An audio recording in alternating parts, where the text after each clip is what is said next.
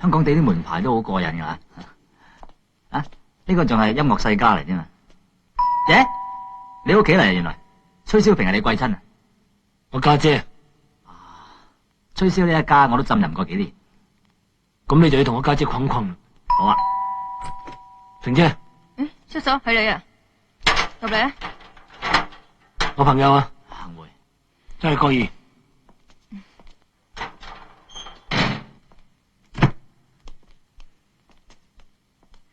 打攪晒啦。同我阿平唔使拍戲嘅。哦，閣下就係要吹簫嗰位啦，係嘛？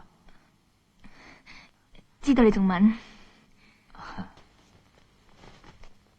咁多衛生紙嘅，呢排肚屙啊，平姐。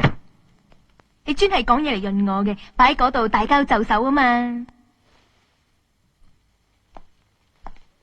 喂，蕭生，大包佢，送快走啊！梗係嚟過啦，食咗。係。乜你中意吹簫嘅咩？係啊，冇錯。咁啊嚟啦！家陣吹唔係等幾時喎？都好，我吹先。吓？你吹？冇所謂嘅，其實大家只在研究下邊個吹先都一樣嘅啫。你識吹啊？咁我又想見識下。你吹啊！好。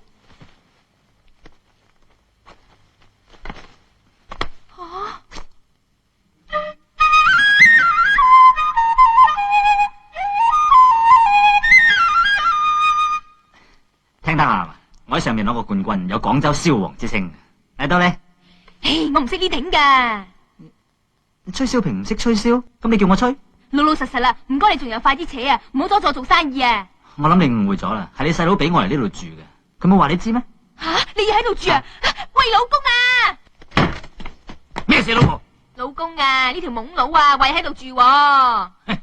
老友玩得過癮都唔使話喺度住噶，有錢咪第日嚟玩過咯。我冇錢㗎喎。吓，冇錢有人叫雞，揼佢！